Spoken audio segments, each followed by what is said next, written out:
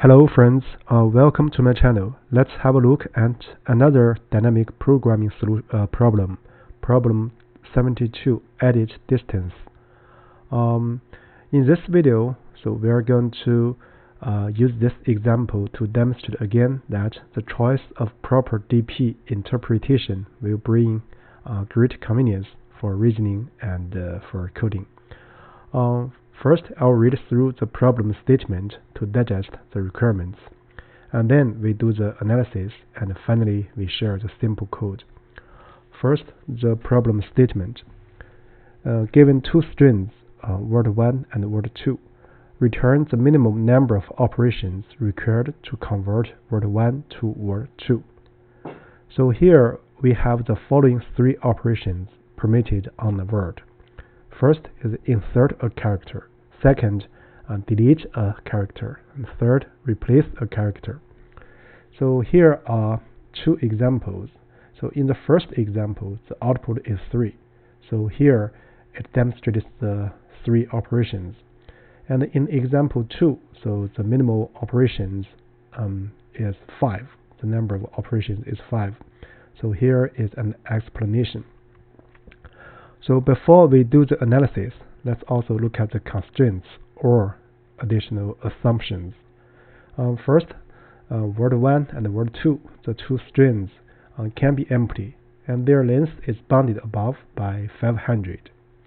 And second, word 1 and word 2 consist of lowercase English letters. So with that said, let's look at the analysis. So as we mentioned, so here we are going to use dynamic programming. So in this video, we want to demonstrate that the choice of proper DP interpretation will bring great convenience for reasoning and coding. So actually, you can also check out the other analysis videos in our playlist or channel. So with that said, let's begin the analysis. So first, let's introduce the DP interpretation.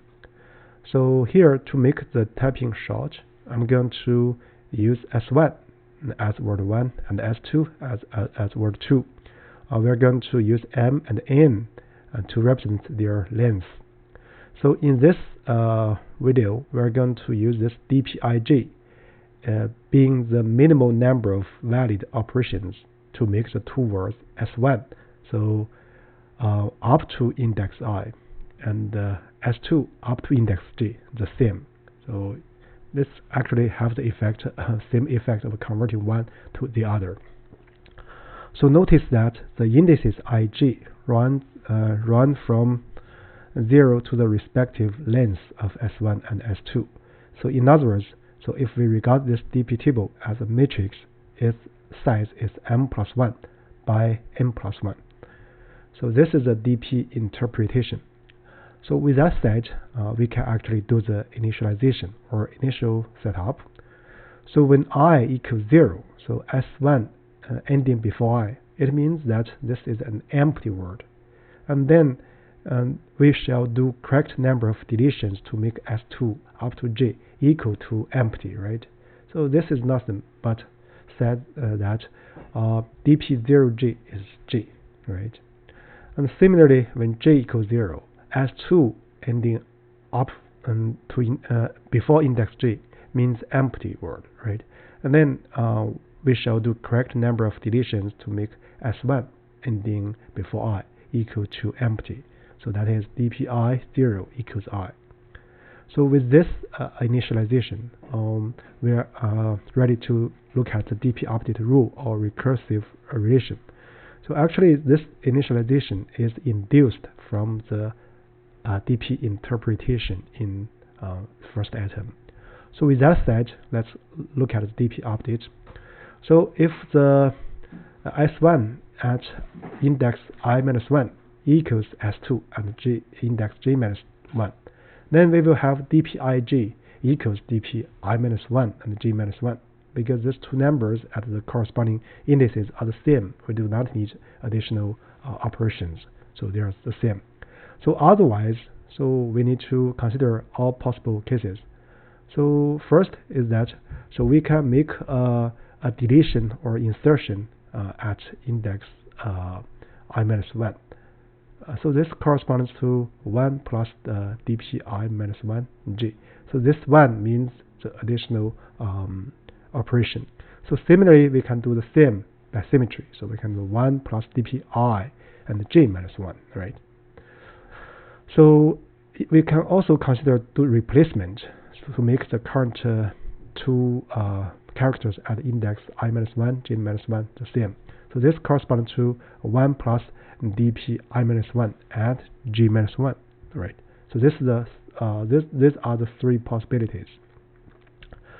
So and here this sentence explains the corresponding operations with respect to the three arguments. So what we need to return actually is dpmn, and this actually is easy to get according to the interpretation, right?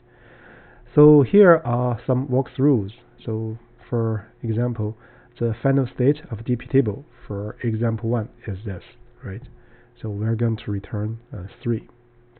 And for the second example, so the dp table is like this, and the final answer is 5. So with that said, we're ready to translate the above analysis into coding format. So this is actually still routine as our previous examples in the playlist. First, I'm going to introduce m and n, the length of the corresponding words, so word 2. And then let's make some initialization, set up the table. So 0m plus 1 for here dummy index running from range 0 to m, both inclusive.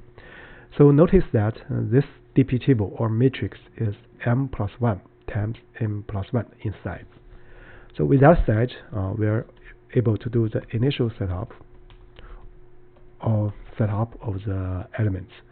So first, I'm going to consider the case when I equals 0, right? And then we're going to consider for j in range.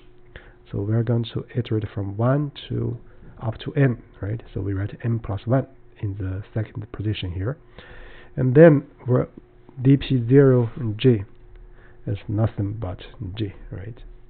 So we need g deletions, right? So similarly, we can do for I in range 1 up to m plus 1.